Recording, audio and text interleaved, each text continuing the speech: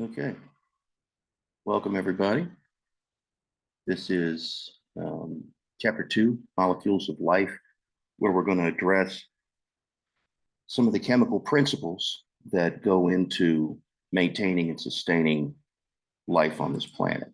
Okay, we're going to use examples to explain why we say the atom is the smallest unit of matter, talk about the difference between an atom and an element, talk about radioactive decay, talk about the chemical activity of atoms, talk about chemical bonds, talk about different types of chemical bonds, talk about hydrogen bonding and pH, talk about electrolytes, acids and bases, buffers, talk about pH as well, talk about the structure of an organic molecule, describe the different ways of depicting organic molecules, explain how the molecules um, are used to construct polymers, what a polymer is, talk about metabolism, talk about carbohydrates and proteins and lipids, describe what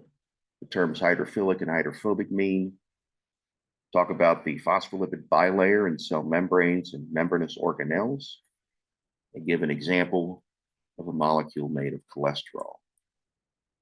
I'm going to draw amino acids, talk about protein synthesis, talk about nucleic acids, and the features and functions of different types of nucleic acids.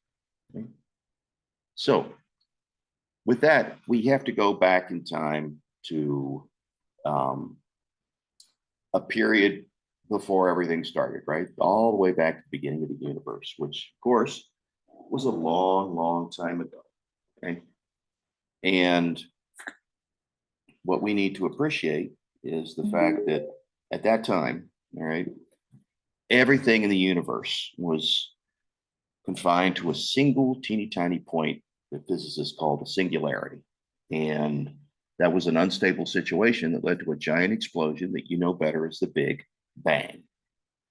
And when the Big Bang happened, all the stuff in the universe was created, right? And the universe is made of only three things: matter, energy, and empty space. Okay. So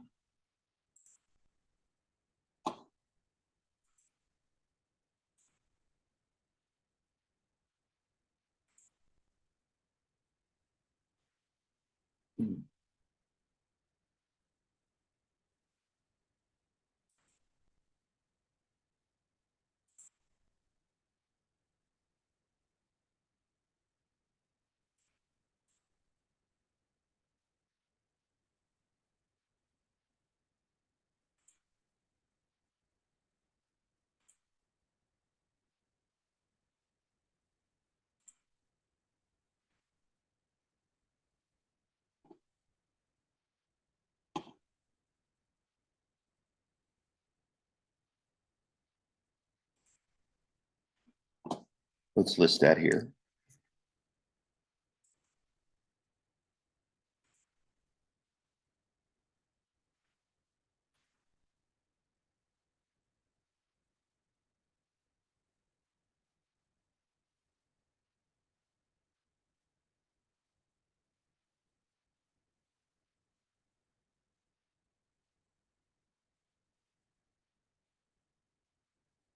Okay.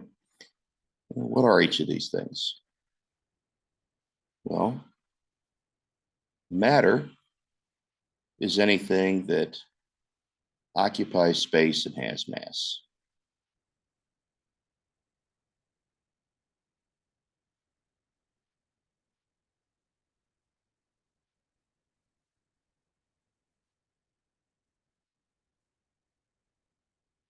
Energy is the ability to do work.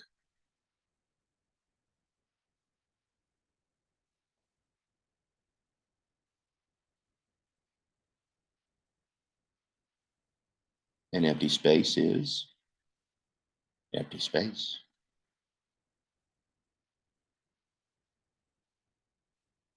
Now, we have to appreciate the fact that when we talk about matter, matter comes in three forms, right? Solid, liquid, and gas. The difference between the three is the amount of movement that takes place in the particles of matter, which are called atoms or molecules. Okay. A solid has very little movement, which is why it maintains its shape through space and time. Okay. A liquid forms to the shape of its container because its particles can move past each other to some degree, and we call that kinetic energy, the energy of movement. And a gas touches the walls of the container that it's in, such as the air in the room you're in right now. Okay. You can switch between the different forms of matter by changing conditions like temperature and pressure. Okay.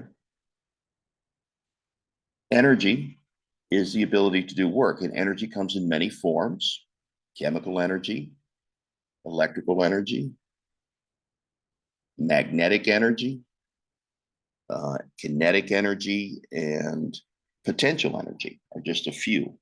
Okay. You can convert one type of energy into another. And when you do that, you lose a little bit of energy as heat. And that goes off into the universe and makes everything a little bit more random. Okay. The connection between matter and energy is given by an equation you may have seen before: E equals mc squared, right? Where E is energy, m is mass, and c is the speed of light. Okay.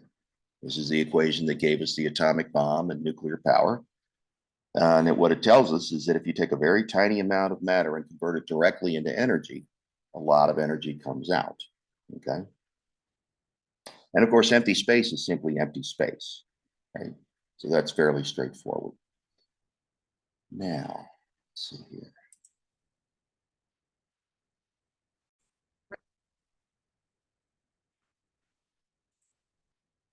An atom is the smallest particle of an element that retains the properties of that element. Atoms are composed of smaller particles called protons, neutrons, and electrons. The central nucleus contains protons and neutrons, while electrons move constantly around the nucleus in concentric regions called electron shells, or energy levels. A proton has a single positive electrical charge, and an electron has an opposite negative charge. Neutrons are neutral with no electrical charge. Each element is uniquely defined by the number of protons in an atom of that element. For example, only carbon atoms have 6 protons, and only potassium atoms have 19 protons.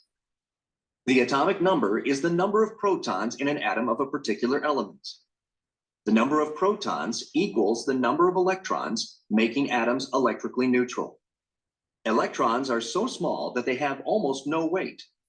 The atomic mass is the sum of an atom's protons and neutrons. The number of neutrons in a particular atom, and thus atomic mass, can vary. Atoms that have the same atomic number but different atomic weights are called isotopes. Electrons occupy electron shells in fixed numbers. The first shell, closest to the nucleus, holds a maximum of 2 electrons. The second shell holds 8 electrons, and the third shell can hold up to 18 electrons. Subsequent shells can hold higher numbers. The outermost shell, known as the valence shell, holds a maximum of 8 electrons. The electrons in the valence shell determine an atom's chemical bonding properties. Atoms such as helium, whose outermost electron shells are filled, have stable structures and are chemically inactive. Atoms with partially filled valence shells tend to lose, gain, or share electrons to either empty or fill their outer shells, producing a stable number of valence electrons. The number and kind of bonds an atom will form depend on the number of electrons needed to fill the valence shell. So if we look into this more deeply, right? All substances consist of atoms, which are the building block of matter. We talked about the fact that there are 3 types or three forms of matter, right? Solid, liquid, and gas. And you can change between the states of matter by changing things like temperature and pressure. Okay. Life's unique characteristics begin with the properties of different atoms, which are made up of, here we go, electrons, which have a negative electrical charge, protons, which have a positive electrical charge, and neutrons, which have no electrical charge. Okay. Opposite charges attract and like charges repel, just like in magnets, if you've ever played with magnets. Most of the mass of the atom is in the nucleus.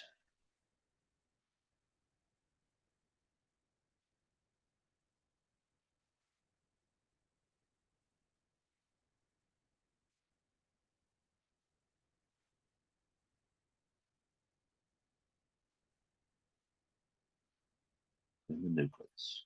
Okay. The electrons have almost no mass, and they move around the nucleus in what are called orbitals at the fastest speed anything can move, which is the speed of light. Okay. All right. Moving on. So those are the three subatomic particles. Okay. All atoms are electrically neutral.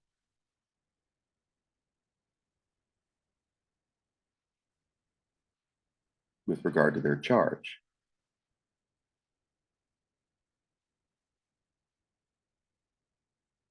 Neutral charges. Okay, so no positive charges, no negative charges on an atom. Okay. Now, if an atom loses or gains electrons, it will become an ion. Okay.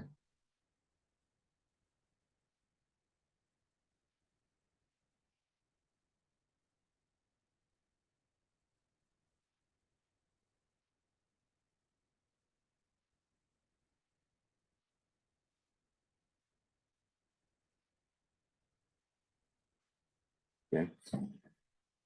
So it'll have an electrical charge. And if that particle is moving, it's capable of conducting current, which is a form of electrical energy that can be used to do work. Okay. We look at an atom, right? This is an example of a, let's see. This is, there should be one more proton down here. But anyway, this is a model of the atom.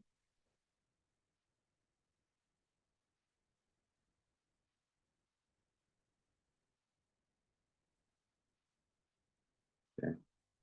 And just for fun here, let's make this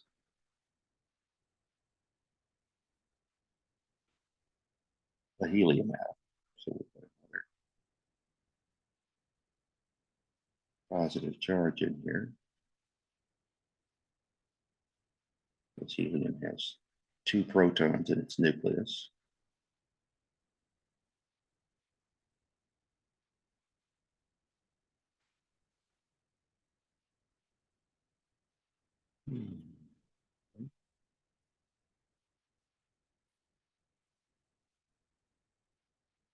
Okay, so that's a helium atom.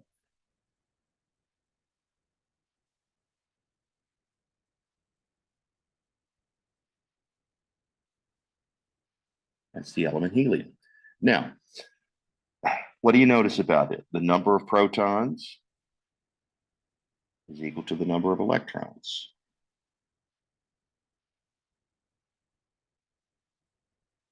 So it's electrically neutral. Okay.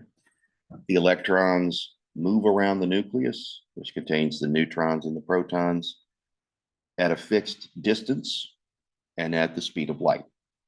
Okay.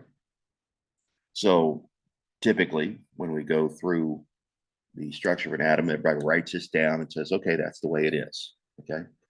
But I'm gonna pose a question to you, which is that this doesn't make sense.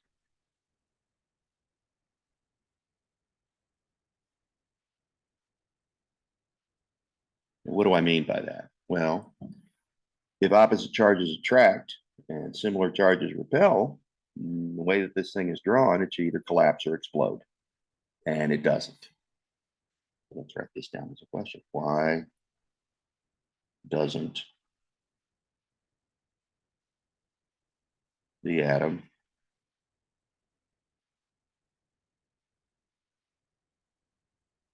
collapse or explode?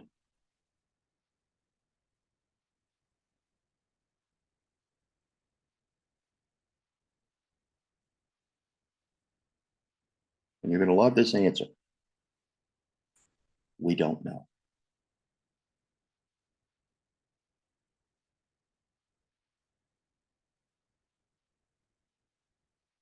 We've done a lot of work trying to figure this out, and we still haven't come up with the answer. And we probably spend a lot more time trying to figure this out and still not come up with the answer. The reason I put this question to you is because what you're looking at here today is an example of what's called a model. Okay.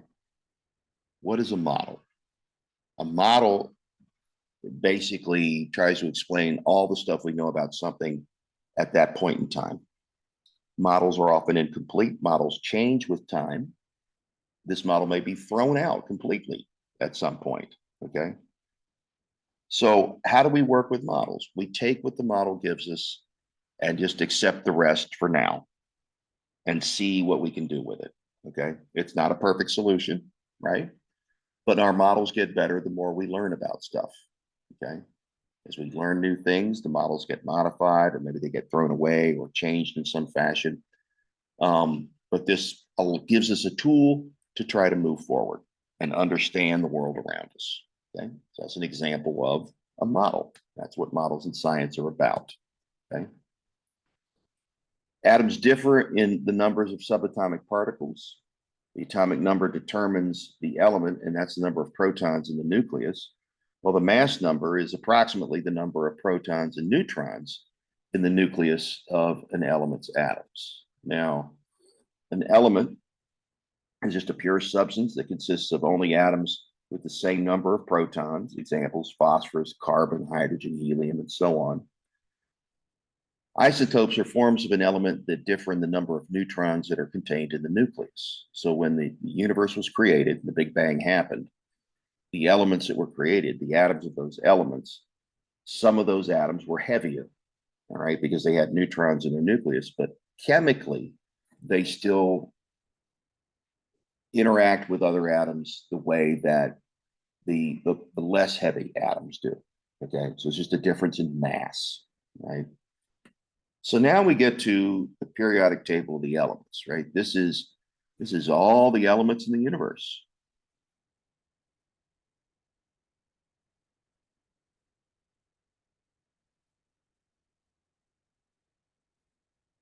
In one page. Seems kind of amazing, right? Because the universe is infinitely large. This is everything. Okay. So what does this table tell us? All right. Well, the table is arranged in rows and columns. All right. The rows are called periods. And the columns are called groups.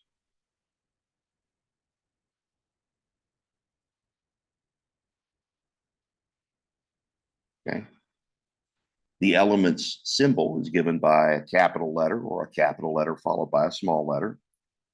You can see in the boxes the different capital letters, different capital and small letters, and so on. You got different colors designated different types of elements. Okay, we'll talk about that in a minute. And then you'll notice at the top of each column is a group number. All right, the group number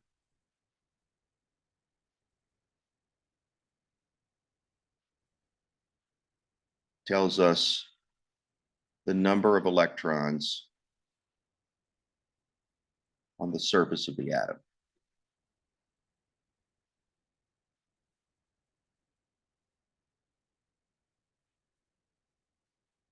Of that element. We would also call those the valence electrons or the outer shell electrons. Why do we care about them so much? Because they have the most energy associated with them. Okay. One of the things that we have to remember, we go back to the beginning of the universe, that when the universe was created in the Big Bang, two laws went into effect. Okay. Right. Matter and energy can't be created or destroyed.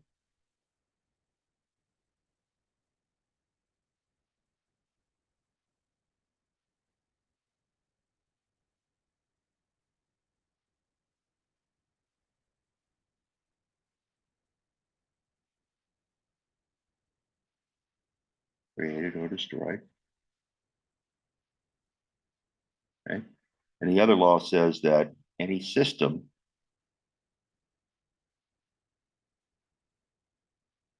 will find the low energy state.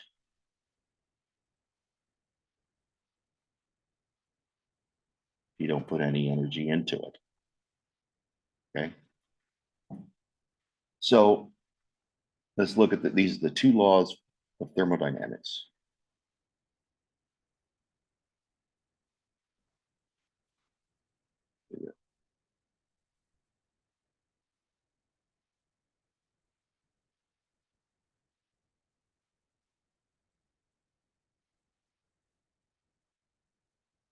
Okay.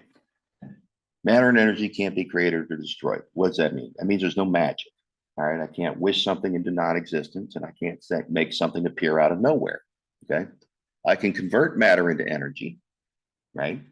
But I can't make either one vanish or appear out of nothingness. Okay. So it's another way of saying there's only so much stuff in the universe, and that's all you got. Okay. The second one is a little bit tougher, right? Any system will find the low energy state. Well, what the heck is a system? A system could be the dust on your table, could be the air in a room, could be the water in a glass. It doesn't really matter. Okay. And all this says is that if you don't put any energy into the system from an outside source, that that system will find the lowest energy way to exist, meaning it takes the least effort to maintain the way that it is. Okay. An example would be um, uh, if I were smoking a cigar, right? I blew a smoke ring and I just waited. What would happen to that smoke ring? Well, it would dissipate and fill the air in the room, and then the air in the house, and then the air on the street, and the air in the city, and the air in the state, and then the air in the nation, and the air in the world, and then it would then drift off into space eventually and fill the available space in the universe. And I didn't have to do anything for that to happen. That was a change from high energy state, organized state, the smoke ring, to a random or low energy state. The smoke ring particles dispersed over the greatest possible area. Okay. And that happens automatically. You don't have to do anything about that. Right. We're going to see that these two laws apply at every level of organization here. Okay. So as we look at the periodic table, we're going to think about what all that means. Okay. So the rows are the periods, the columns are the groups, the electrons on the surface are the valence electrons.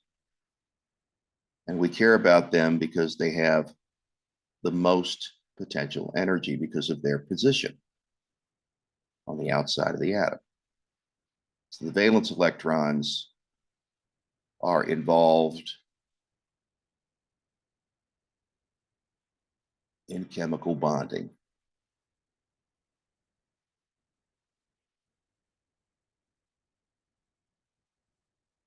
Okay. That's their job.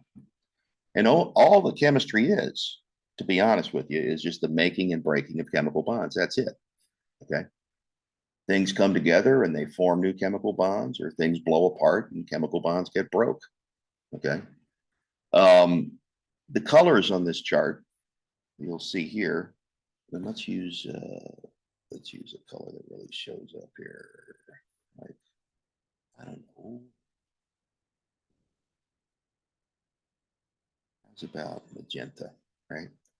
So you'll see that there's some colors here. There's this staircase here between these gray boxes and the green and yellow and rust colored and silver boxes, right?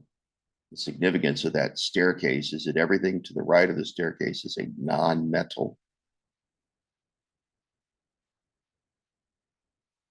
and everything to the left of the staircase is a metal. Okay. The lightest stuff in the periodic table is up here, meaning the least mass. And the heaviest stuff is down in the lower right-hand corner, most massed. Heavy, heaviest. Okay. So mass increases from left to right and top to bottom. Okay. All right. How about these nonmetals and metals? What do we know about them? Well, when metals react with each other, they form metallic bonds, which are beyond the scope of this course. The products of metallic bonds are called alloys. All right. Metals are good thermal and electrical conductors, and they're malleable, meaning you can bend them. Okay. They're often shiny. Okay. Non-metals are different. Okay. Non-metals are poor electrical and thermal conductors. They're often brittle. All right. But when they react with each other, they form what are called covalent bonds.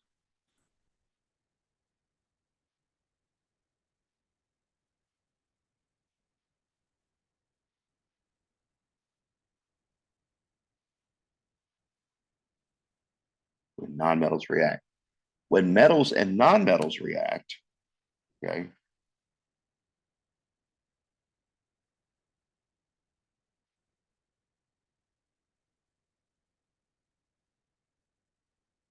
they form ionic bonds.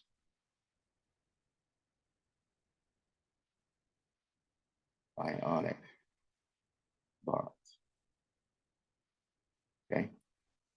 Those are just some general principles. All right. So when we look at the table, right, what do we see? We see group 1A, 2A, 3A, 4A, 5A, and so on. Everybody in column 1A has one electron in its on its outer surface. Everybody in 2A has two. Everybody 3A has three. Everybody 4A has four, and so on. But when we get to this last column over here, okay, these guys are called the noble elements. Why are they called the noble elements? Well, because they don't do any chemistry. They just hang out the way they are. So they don't engage in making and breaking the chemical bonds. What does that tell us about the noble elements? It tells us that they are already in a low energy state. Okay, they're already there.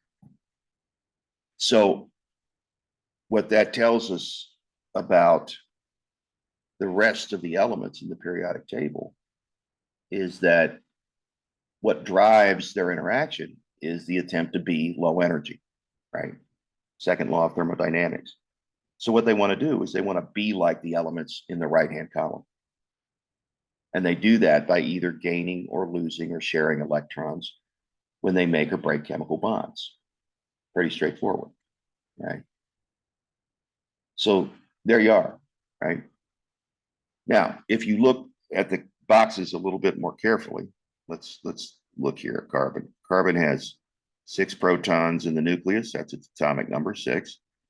Its atomic symbol is C, right? And it has an atomic mass down here, if you can see that, of 12.01, right? Atomic mass of carbon.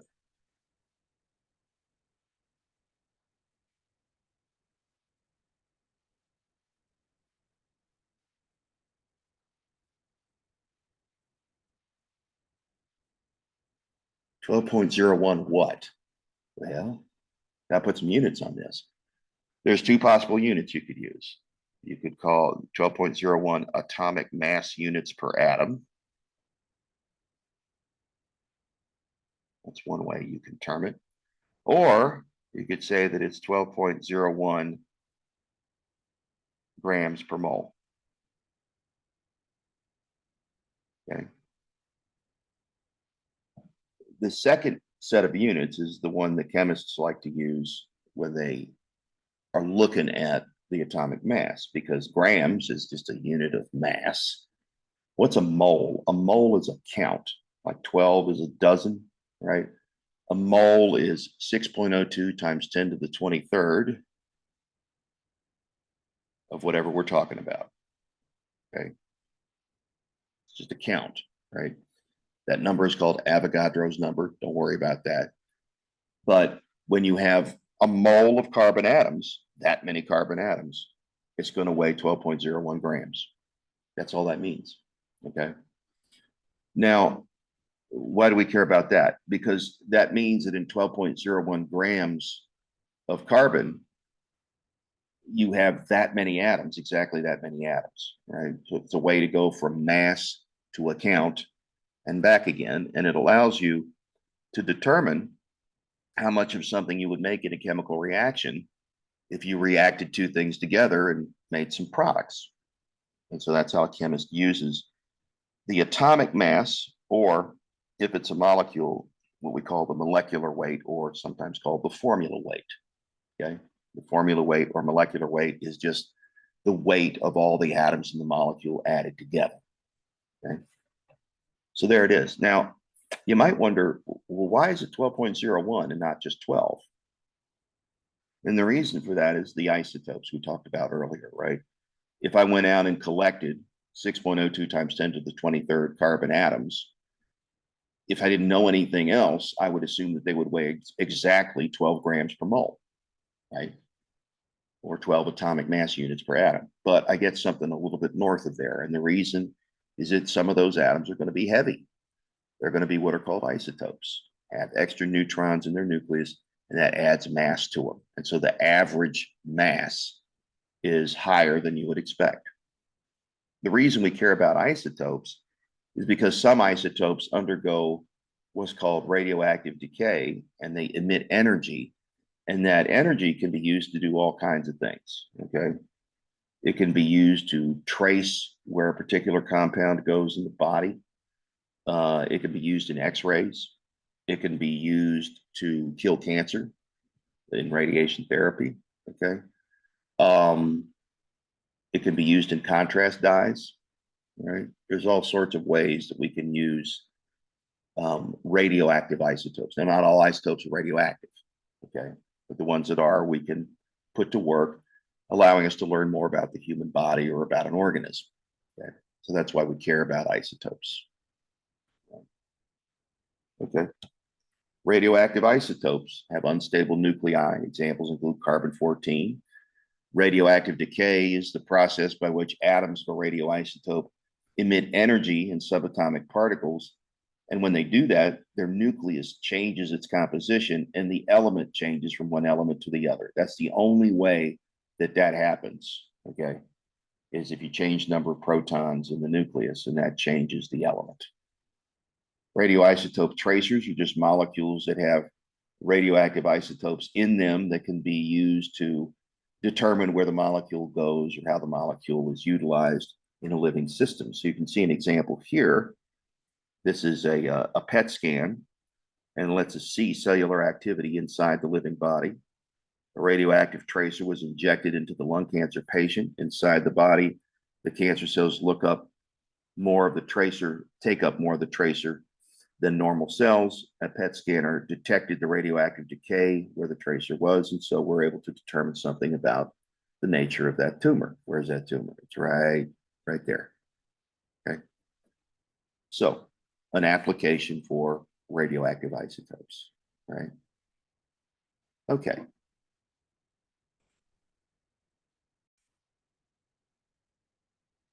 Okay.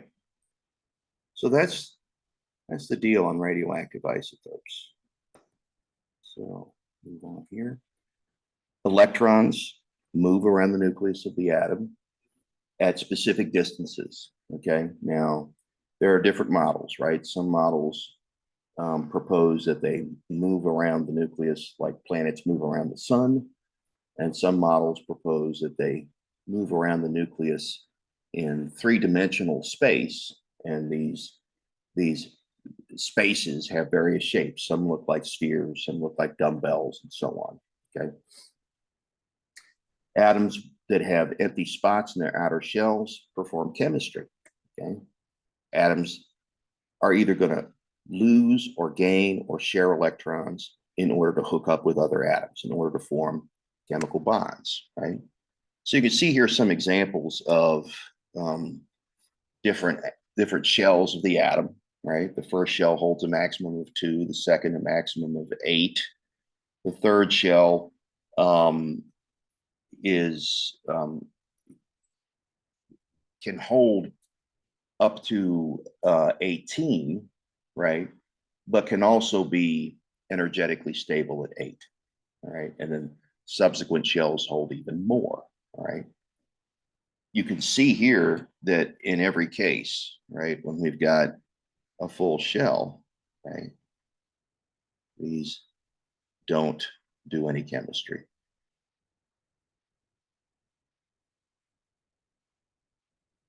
They're just pure in nature. All right. Whereas these others that have slots open will do chemistry. Okay. This is I mean, we can group these now, right? This is a non-metal, oxygen. Okay. This is a non-metal. Okay. This is a non-metal. And this is a metal. Okay. Just because of their location on the periodic table. Okay. And helium is also an example of an atom that doesn't do any chemistry. Okay. There you go. Ions are atoms that have either gained or lost electrons. If they lose electrons, they take on a positive charge, and they're called cations. If they gain electrons, they take on a negative charge and are called anions.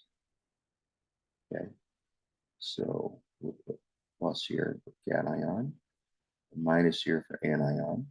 Okay, the way I always remember that is that the T in cation looks like a plus sign. I keep it in my head. Okay, so those are ions. Ions. All right. We care about ions because they can conduct current when they move. Okay. And we'll also learn that they influence water balance.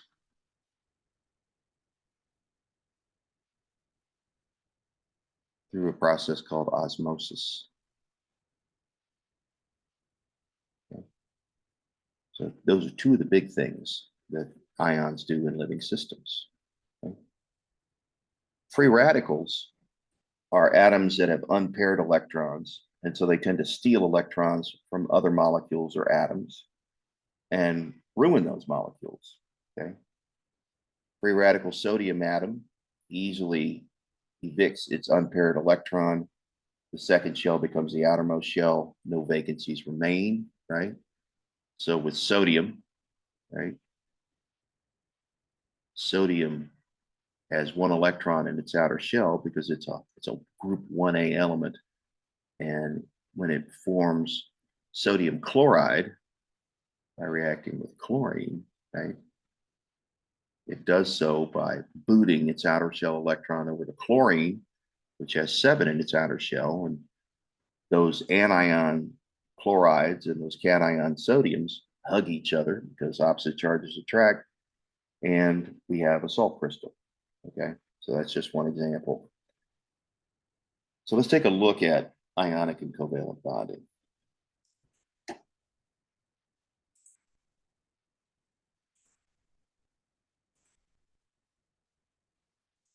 When forming compounds, atoms tend to gain, lose, or share electrons to achieve a stable noble gas electron configuration, an octet of electrons.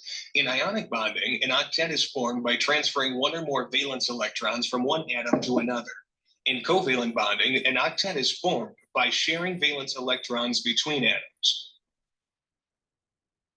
Sodium has 1 valence electron and fluorine has 7 valence electrons. If the 1 valence electron of sodium is transferred to fluorine, both atoms achieve an octet of electrons. By losing 1 electron, sodium has a +1 charge. By gaining 1 electron, fluorine has a -1 charge. An ionic bond is the electrostatic force that holds ions together in ionic compounds.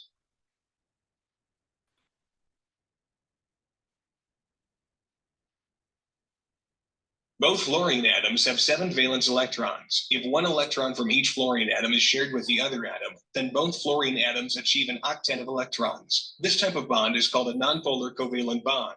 The sharing of electrons between atoms is exactly equal, and the electron density is symmetrical. The distribution varies according to the colors of the rainbow. The most electron-rich region is shown in red, in this case, the region between the two nuclei, and the most electron-poor region is blue. Hydrogen has one valence electron and fluorine has 7 valence electrons. If the 1 valence electron of hydrogen is shared with 7 valence electrons in fluorine, fluorine achieves an octet of electrons. Note that hydrogen has only 2 electrons, which is the electron configuration of helium. When bonded to another element, hydrogen will have 2 electrons in its valence shell. In this bond, fluorine has a greater attraction for the electrons in the bond, a greater electronegativity. Because the electrons spend more time near the fluorine atom, the electron density shifts towards fluorine. The most electron-rich region is red. The most electron-poor region is blue. The result is a greater electron density near fluorine, a partial negative charge, and a correspondingly lower electron density near hydrogen, a partial positive charge. This type of bond, where bonding electrons are unequally shared, is called a polar covalent bond. A polar covalent bond can be thought of as an intermediate between a nonpolar covalent bond and an ionic bond.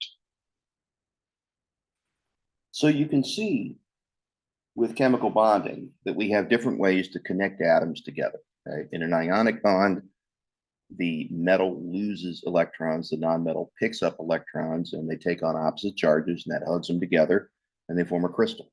Okay. In a covalent bond, pairs of electrons are shared between two nonmetals. Okay. Sometimes the sharing is equal, and we call that a nonpolar covalent bond. And sometimes the sharing is unequal, and we call that a polar covalent bond. Okay.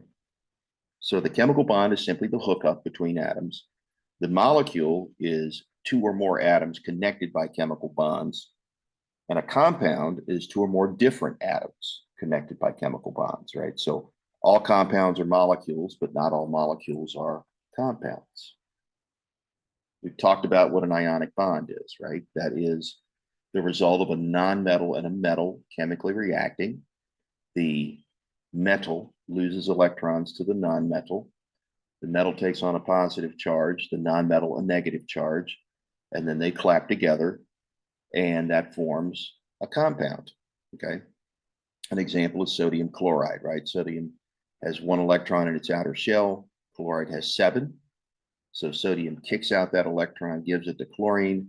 The chlorine becomes chloride, an anion, right? And is attracted to the sodium cation left over.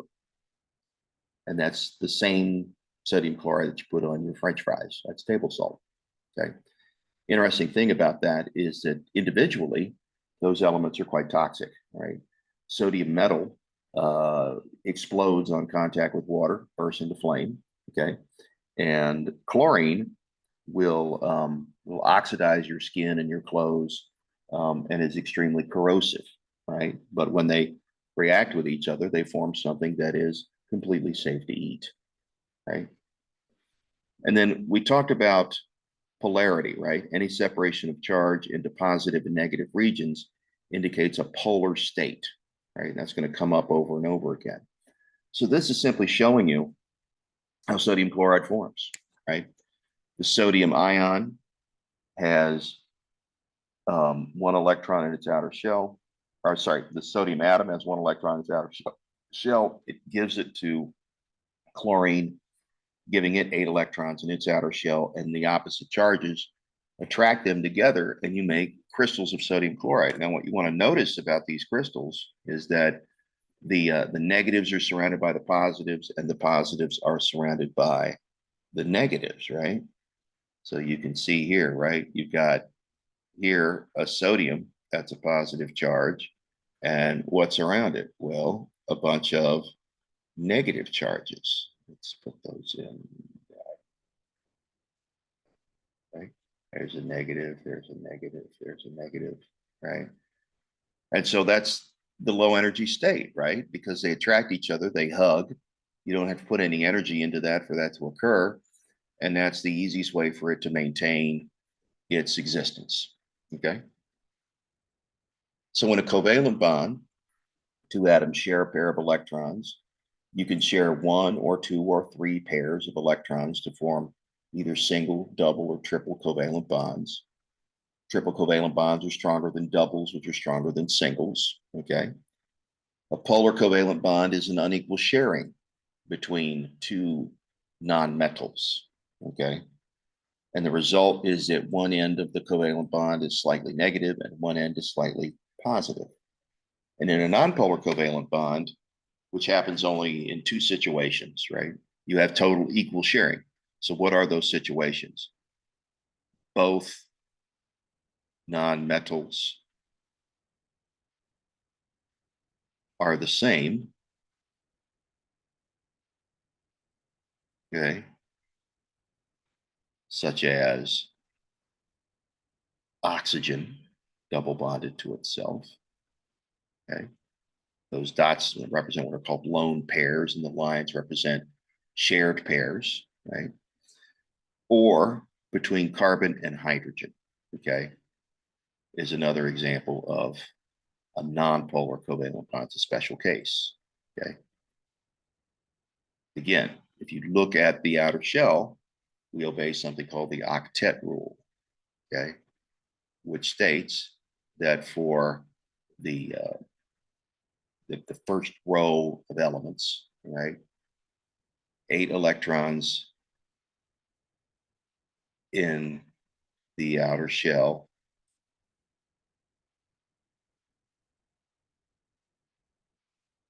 is low energy. And so that's what we try to achieve in chemical reactions. Okay. A polar covalent bond would be something like, oh, I don't know, hydrogen cyanide, okay, a metabolic poison. It's a lone pair on the nitrogen, right? So this triple bond here is polar, okay, because the nitrogen has greater pull on the electrons than the carbon does. The way to determine that is to look on the periodic table, and anything to the right of carbon and to the left of that last column is going to be an electronegative nonmetal.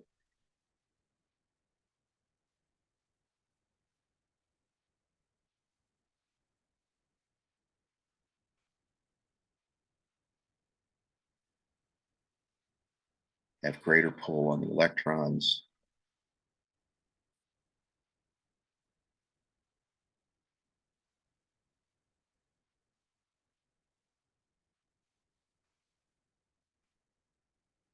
In covalent bonds. Okay. So there you go, right? Some covalent bonds and molecules shown here, right? This, we're taking water as an example, right? So the chemical name is dihydrogen oxide. The chemical formula is H2O. The structural formula there shown in the 4th row. Structural model, if we had one, we could build, and you would see that a water molecule actually has a bent shape to it. And then you can see the shell model as well. Note that in the shell model, that all of the atoms that participate in the compound have a full outer shell, right? 2 each for hydrogen, right? And 8 for oxygen, okay? There's total of 8 if you count them, 2, 4, 6, 8, and then 2 for hydrogen, 2 for hydrogen. So that means that that's a low energy state.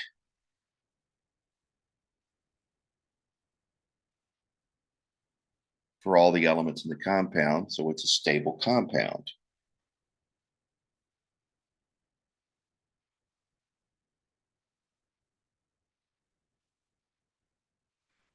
Okay. Now there's another type of chemical bond called a hydrogen bond, and that exists between the electronegative atom in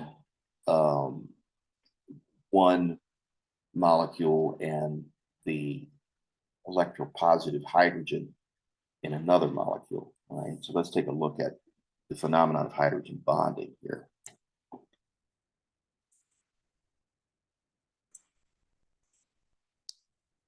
The atoms that make up a water molecule are in a constant tug-of-war over their shared electrons. Oxygen exerts a far stronger pull on the shared electrons than does hydrogen, and so the electrons spend more of their time closer to the oxygen atom. Because of this unequal sharing of electrons, the oxygen atom in a water molecule actually has a slight negative charge, and each hydrogen atom has a slight positive charge, even though the water molecule as a whole is neutral. Because of the unequal sharing of electrons and the resulting positive and negative poles, a water molecule is said to be polar. The polarity of water molecules causes them to be attracted to each other. Since the positively charged atom involved in this special type of attraction is always a hydrogen atom, this kind of bond between molecules is called a hydrogen bond. Each water molecule can hydrogen bond to 4 other water molecules. A hydrogen bond is weak and lasts only a tiny fraction of a second, but it takes a lot of energy to overcome the combined attraction of many hydrogen bonds. This explains water's great capacity to store heat, its high boiling point, surface tension, and several other unusual properties. So this explains why water is critical for life, right? Without water, there is no life for a wide variety of reasons, okay? So we can list them, right? All living organisms are mostly water. Chemical reactions have to take place either in a gas or a liquid because they both have components that move, right? In order to chemically react, things have to move and bump into each other with enough force to make and break chemical bonds, all right? So that's requirement number one. A water molecule is a polar molecule. Why? Because of the unequal sharing of electrons between oxygen and hydrogen. That makes water what's called a polar solvent.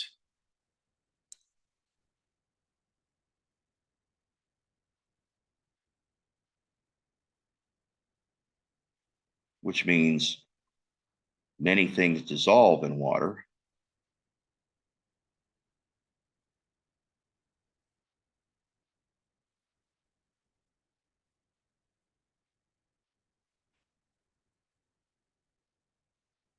Which means they can chemically react. Okay. You have to have movement and you have to be solvated in order to chemically react. Water is also a participant and a product of a lot of reactions, right? Examples include hydrolysis reactions and dehydration reactions. It's a major component in our secretions, okay? And it's a lubricant. It also has a high surface tension and high heat capacity, high heat of fusion and vaporization, meaning it can absorb or give off a lot of heat without changing temperature very much. That helps to maintain the temperature of the organism. The surface tension is the attraction of the water molecules more to themselves than to what's around them. And what that means is that that is a force that has to be overcome in order to do anything in water, such as, boil it or freeze it, right? The hydrogen bonding is what produces that. There is another important point to this, which is that polar and nonpolar compounds or molecules, if you want to be broader, like to associate with their own kind. So nonpolar likes to dissolve in nonpolar material. That's a low energy situation. I should say nonpolar. That looks terrible. Hold on.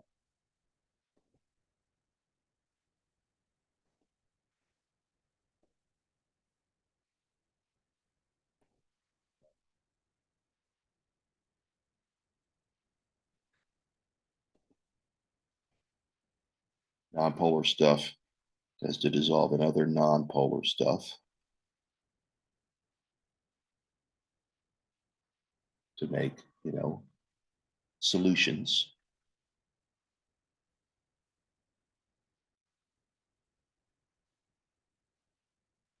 And polar stuff tends to combine with polar solvents to make solutions. Okay. Another way of saying this is like dissolves like.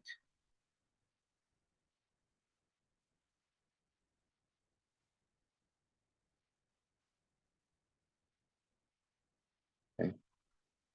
And so it's just, again, a statement of the second law of thermodynamics, which is find the low energy situation. Polar likes to be with polar, non-polar likes to be with non-polar. Why does polar like to be with polar? Because you have negative and positive ends. The negatives like to get with the positives on the other molecule and vice versa. That makes them dissolve each other very easily, right? With non-polar, it's the reverse, right? With non-polar, the non-polar objects like to associate with each other because they don't have separation of charge, okay? An example of this is like if you take a bottle of Italian salad dressing or oil and vinegar, right? If you look at it on the shelf, you can see, again, the oil on the top and everything else underneath. That represents the low energy state for that bottle. But when you pick that bottle up and you shake it, what do? You make an emulsion, right? But that only lasts for a while. When you put the bottle back on the shelf, it will separate again. And that's the low energy state, right? The non-polar with the non-polar, that's the oil, and the polar with the polar, that's everything else, okay? Water molecules bond their hydrogen to other polar substances and repel nonpolar substances. The hydrophilic compound or water-loving compound dissolves easily in water. Hydrophobic one does not. Okay, so an example, you can take a tablespoon of table salt, and you can dissolve that in a glass of water. Right? You know it dissolves because it goes clear. Okay, you can take a cup of cooking oil, right? And you could add, like say, let's say it was corn oil. You could take the corn oil and you could add to it sunflower oil and mix them, and they would mix. Okay.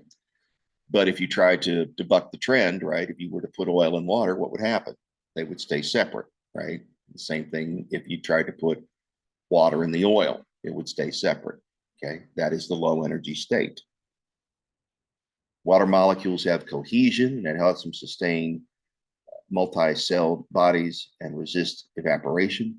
Cohesion is the tendency of the molecules to stick to each other, and evaporation is their transition from a liquid to a gas. Okay. So this is one of the reasons, for instance, that you grow tall trees. Cohesion is the attraction of polar things to polar things, right? You know, for instance, if you spill water on the table, that you can mop it up with a paper towel. Why? The paper towel is made of cellulose. Cellulose is a glucose polymer. Glucose is a polar molecule. It is a carbohydrate. Okay. And so chains of those are what are called polysaccharides, right? So cellulose is an example of a polysaccharide. It's polar. The polar polysaccharide is attracted to the water. The water is attracted to the paper towel, and you wick it up. Same thing with a tall tree, right? The roots are made partially of wood. The water in the soil is attracted to the wood and the roots, and then that allows it to work its way up to the top of the tall tree as water evaporates from the underside of the leaves through structures that are called stomates. Okay, so just a few examples. Another example, right, is that when you freeze water, it expands, and the reason for that is that you have to maintain the spacing between the water molecules so that the negative oxygens are near the positive hydrogens and vice versa. And so when we go from a liquid to a solid, what happens is that the space created between the water molecules makes the ice less dense than the liquid water, and that's why ice cubes float in water. Okay. Salts and sugars and other polar material dissolve in water very easily. That's why it's sometimes nicknamed the universal solvent, as up top of the slide. The solvent is simply a liquid that can dissolve other stuff, while the solute is what dissolves in the liquid, and the solution is just the mixture of the two and will always be transparent. Okay? Temperature stability is critical to the survival of organisms, and that's why water's ability to give off or absorb a lot of heat and not change temperature helps organisms survive. Okay. Example of this would be wintertime in the desert versus wintertime in coastal areas. Okay. If you have a temperature drop in the desert where there are no large bodies of water, the temperature drops very, very quickly. Okay, I don't know if you've ever been out in the desert when night comes, but you see an extreme temperature drop. Okay, whereas if you're in a coastal region and we have a temperature drop, the water as it freezes will give off heat to the atmosphere, and that'll cause temperature not to drop as quickly. Okay, so you can see here a comparison between the different types of chemical bonds, right? An ionic bond where electrons are given from the metal to the non-metal. Polar covalent bond where we have unequal sharing of an electron pair between two nonmetals, one of which is electronegative and has more ability to pull the electrons towards it, and the other which is electropositive and has less ability. So think of it like tug of war, right? And the electronegative atom is the stronger team. And a nonpolar covalent bond in which the sharing is absolutely equal. Okay. And there we are with our ice lattice, right? If you've ever been, like me and have done something dumb in the wintertime, like bought a 6-pack of Coke and left it in the trunk of your car in January, right? And the temperature drops way down. Maybe you come out the next day and you open your trunk, and what do you have? You have 6 split cans, right? Why is that? The water in the Coke froze and expanded, and that caused the can to burst open. Same thing happens in the wintertime with cracks in your basement, right? As the water thaws and freezes and thaws and freezes, as it thaws, it gets further down into the crack. As it freezes, it expands, and so the cracks get bigger and bigger and bigger, okay? So there you go. Now, pH is a measurement of the acidity of a solution, okay? P is an operator, and H is what comes after the operator, and it literally means the opposite of the base 10 log of the molar concentration of protons in solution. Okay, what is molar? Capital M, molarity is equal to moles per liter of something. So it's a concentration measurement.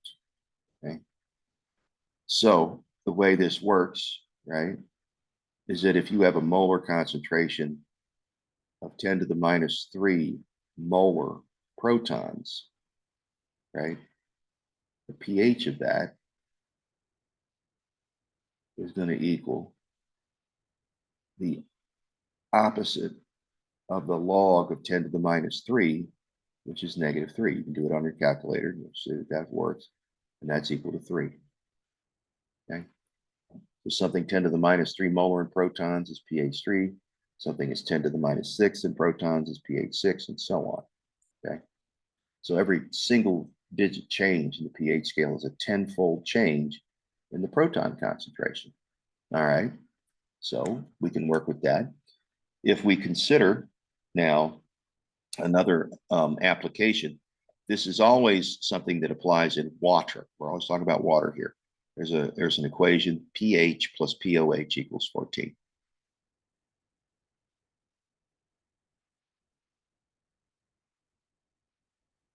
Okay. So if something is pH 6, the POH is 8. If something is pH 8, the POH is 6, and so on, right? And from that, you can also determine what the proton concentration is, right? So if there's a solution that has a POH of 2, right, the pH is going to be 12, right? And what does that mean for the proton concentration? pH 12 means that the proton concentration is 10 to the minus 12th in protons.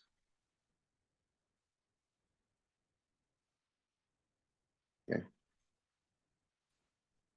So that's the pH scale over there on the right. You can see the pH of some different materials. Okay. The reason that we care about pH is that it determines whether or not the tools of life called proteins can properly function. Okay. We're going to learn in a bit that life processes involve proteins in some way, shape, or form. And for those proteins to function properly, they have to have certain conditions that allow them to maintain their shape and do their job. And so those are conditions of pH, conditions of temperature, and conditions of salt concentration. And if we screw around with those conditions, the proteins will unravel and they won't work anymore. And we call that denaturation. Okay? So that's the reason that we care about pH. Okay? In your body, you have a set of systems that takes great care to maintain your body pH, human body pH, between 7.35 and 7.45. If we get above 7.45, that's alkalosis. Below 7.35, that's acidosis. And both of those conditions are going to cause electrical disturbance in the body, which results in problems with the way our nerves work and the way our muscles work and the way our heart works. Okay. So it's very dangerous, right? It also can denature proteins and end up killing us. Okay. So the three systems that maintain pH in the human body are the urinary system, the respiratory system, and the buffer systems. Okay. How do these three work? Well, urinary system works when your pH drops, you make an acidic urine, you pee that out. When your pH rises, you make a basic urine and pee that out. Okay.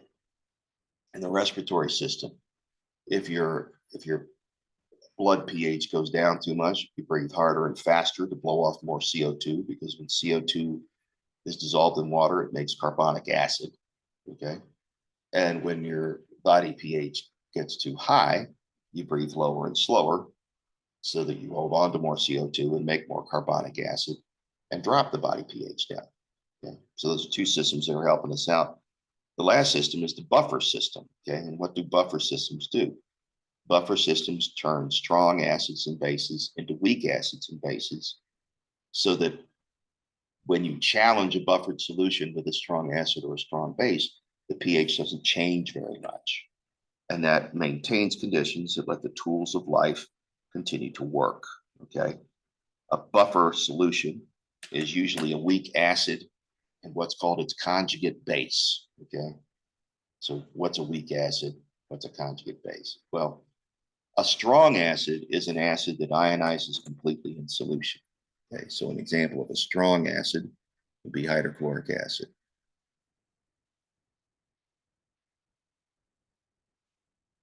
Hydrochloric acid. So when we throw hydrochloric acid into water, it completely breaks apart into protons and chloride ions. And all those protons cause the pH to drop dramatically, big drop in pH. Okay. A weak acid, on the other hand, doesn't ionize completely. An example would be carbonic acid, right? H2CO3 can break into protons and bicarbonate, but it doesn't do that 100%. There's still a whole lot of it that stays the weak acid, but the pH doesn't drop as much.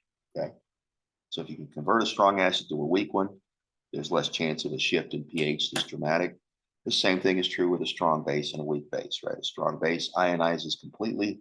It causes the pH to go up, and a weak base, not so much. Okay. So the bicarbonate buffer system is given below. You could see that CO2 and water make carbonic acid. That buffer system allows excess protons to combine with bicarbonate and form carbonic acid, which can then dissociate back into protons and bicarbonate, right? Or it can also dissociate into carbon dioxide and water. Okay. So essentially, what a buffered solution does is it sort of plays ping pong with protons, right? If there's too many protons, it'll suck them up. And if there's too few protons, it'll give some up. And the result is the pH won't shift very much.